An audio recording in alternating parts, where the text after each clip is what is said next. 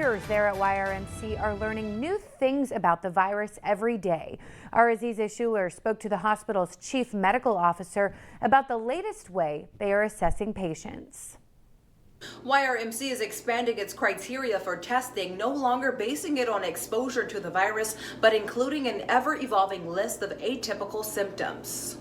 Daily literary searches and communication with the CDC and Arizona Department of Health Services have given doctors further insight on transmission, timeline, and complications associated with the coronavirus. As the disease is progressing and more people are getting affected, we are now finding out some of the most atypical symptoms. In the elderly, doctors are now seeing confusion and mental status changes in addition or prior to the common symptoms like fever, cough, shortness of breath, headaches, and abdominal pain. While the elderly remain the most vulnerable, atypical symptoms are also showing up in children. It's being called pediatric multi-system inflammatory syndrome.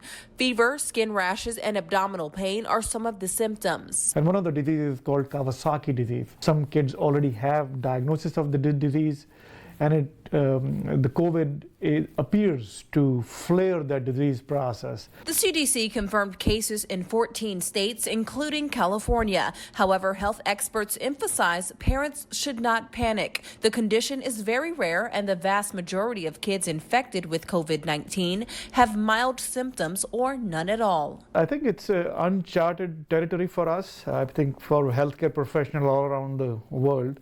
But I think we are much better now, at least with more insight into the disease process as we were more than what we had a few months back, I would say. COVID-19 related deaths in Yuma remain relatively low, and the hospital hopes to keep it that way. Dr. Magoo says wearing a mask in public is critical at this point to reduce the transmission of the virus now that stay-at-home orders are lifted. Reporting from home, I'm Aziza Schuler.